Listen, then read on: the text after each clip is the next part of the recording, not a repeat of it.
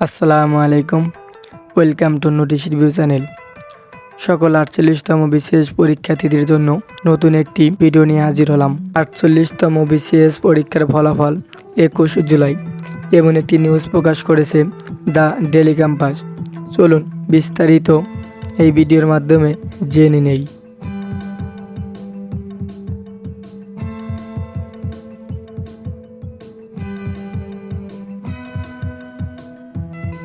48তম BCS এর লিখিত পরীক্ষা এমসিকিউ সুষ্ঠুভাবে অনুষ্ঠিত হয়েছে। শুক্রবার 18 জুলাই সকাল 10টা থেকে দুপুর 12টা পর্যন্ত এই পরীক্ষা নেওয়া হয়। শুধু ঢাকার 20টি কেন্দ্রে অনুষ্ঠিত হয়েছে এ পরীক্ষা।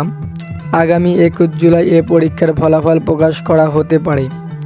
বাংলাদেশ সরকারি কর্ম কমিশনের পিএসসি জনসংযোগ কর্মকর্তা এস.এম. মতিউর রহমান স্যার এ তথ্য নিশ্চিত করেছেন।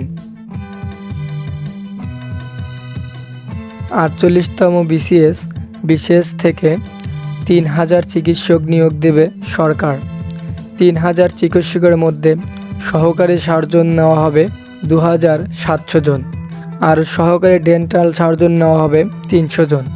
পিএসসি আগেই জানিয়েছিল 48তম বিসিএসে মোট 300 নম্বরের পরীক্ষা হবে। এর মধ্যে এমসিকিউ পদ্ধতিতে 200 নম্বরের লিখিত পরীক্ষা হবে আর মৌখিক পরীক্ষা হবে 100 নম্বরের। এমসিকিউ পদ্ধতিতে মেডিকেল সায়েন্সের বিষয়ে 100 এবং সাধারণ বিষয়ে 100 নম্বরের পরীক্ষা হবে।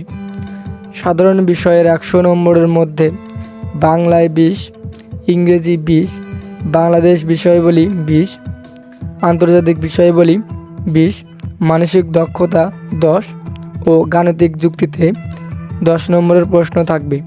এই ধরনের সকল তথ্য সবার আগে পেতে আমাদের নোটিশ রিভিউ চ্যানেলটি সাবস্ক্রাইব করে আমাদের সাথেই থাকুন এবং ভিডিওটি ভালো লাগলে লাইক, কমেন্ট, শেয়ার করে আমাদের সাথেই থাকুন।